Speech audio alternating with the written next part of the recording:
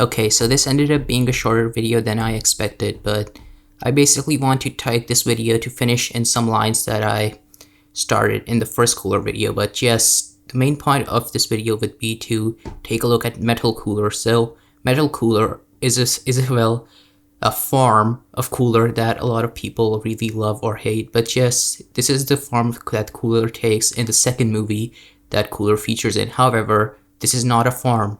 Yes, this is not a form of Cooler. So this is why I wanted to explain something. So Cooler and Metal Cooler are not the same character.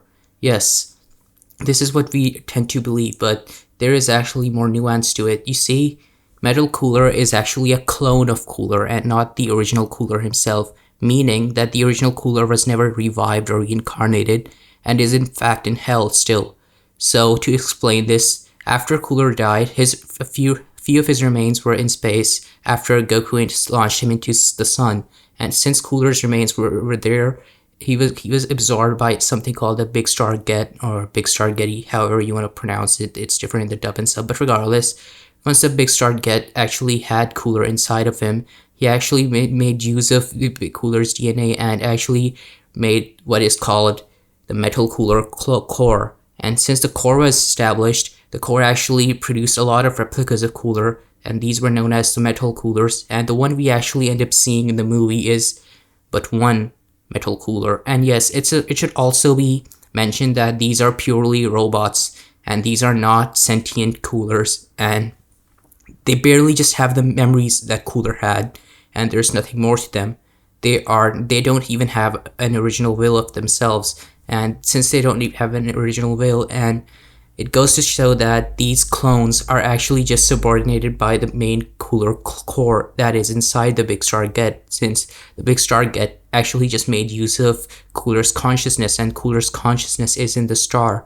But however, it goes to show that the original Cooler is still in hell right now, and he can actually escape hell, hypothetically speaking, if he was for whatever reason wished back from the Dragon Balls. He won't, but that could happen. So my point on the matter is that these two Coolers, unlike one may expect, are not the same being, and they are pretty different. Furthermore, to prove my point though, if you don't really just want to rely on the statements within the movie, and well, not just the movie, but made by the movie producers themselves, yes, since Dragon Ball movies are fillers, yes, but anyways, if you want to deny some of the statements or etc., but there is some proof later on. So in Dragon Ball GT, a lot of the Dragon Ball movie villains make actual appearances again. And since these villains make appearances again, we actually get to see Cooler. He is in his fourth form right now, but he only makes a cameo.